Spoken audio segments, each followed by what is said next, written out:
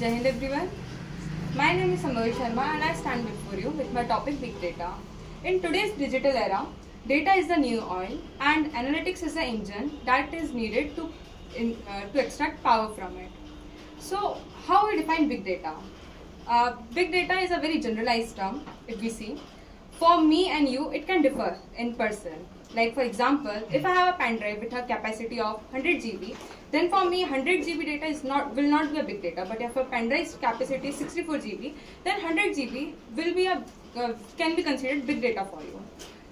In a generalized standard or characteristic that define big data are the volume, velocity, and veracity, value, and the variety of big data.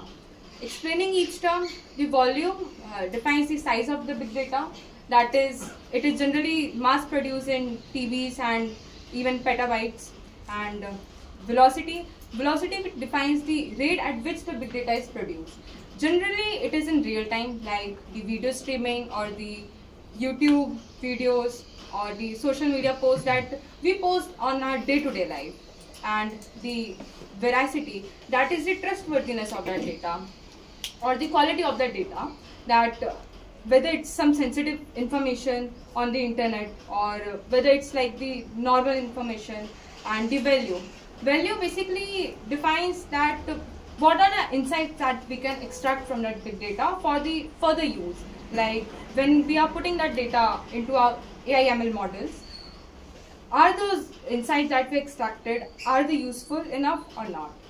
And big data finds various applications in our day-to-day lives, like in healthcare, in disease prediction and modeling, and in finance, in fraud detection, and some of the most common uses including the recommendation system in our e-commerce website like Amazon, Meesho, and